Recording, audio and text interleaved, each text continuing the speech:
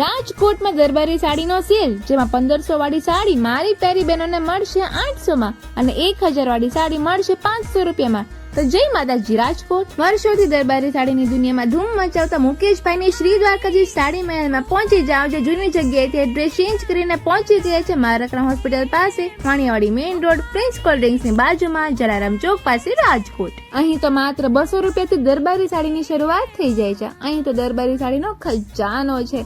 તમે એક સાડી લેવા જશો ને તો પણ અહીંથી 8 કે 10 સાડી લઈને જ નીકળશો.